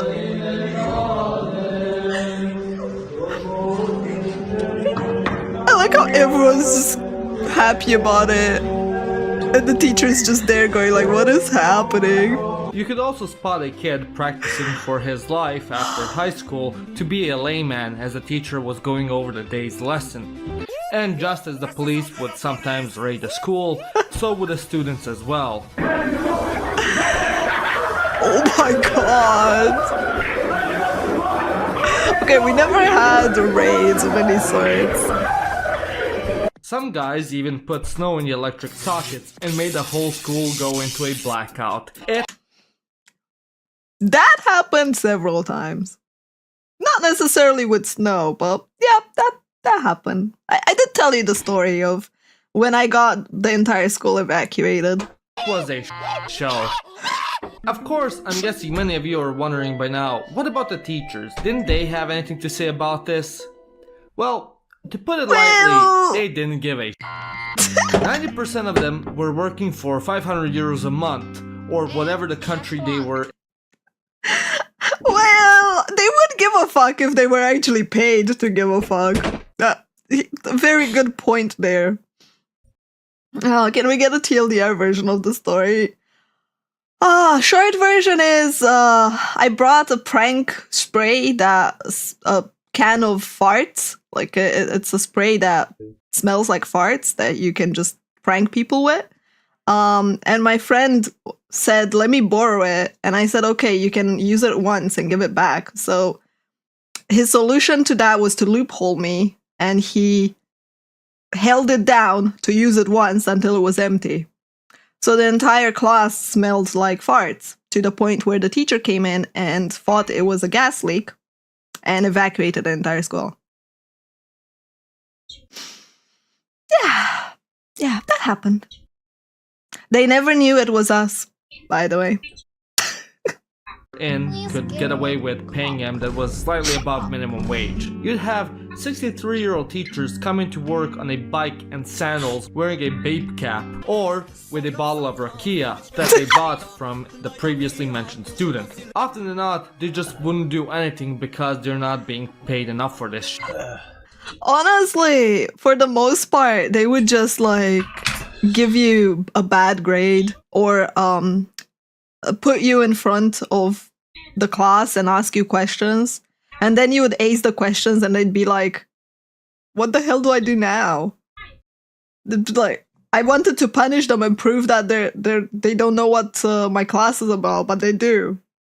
That was always the case. Every time they would try and do something about a problematic person in the class, the person would just answer every question perfectly and flawlessly and get a 10. And the teacher would be very confused. They were definitely not paid enough for this shit. But also, they were very prone to being bribed. Very, very prone to being bribed. Because, well, not paid enough. But on the off occasion that they cared about their job even slightly, you'd either have them A, publicly breaking out in tears. Now, usually they were rookies that just finished teaching school. We actually never had a teacher break down in tears. We had students break down in tears. Someone did that in your school as well, in the ventilation shaft. Damn. That's insane. I'm glad I'm not the only one. But honestly, like, teachers weren't really bullied very hard here. Like, people respected teachers, at least in my schools. I don't know about everywhere else, obviously. But if a teacher would pick on you, usually what happened was the person, like the student, would start crying, and then the teacher would feel bad and forgive everything. That's usually how it went. They were very soft for tears, at least on the girl side. Or B, they'd beat up a student. That That did happen. Now, these were usually older ones that were in this for far too long. And of course, after 5 months of this, they reached a breaking point. In conclusion, You shall even have the ruler or verbal abuse, or simply, you know, asking you questions, as I said. They did not close the door on you. And then the teacher would be like,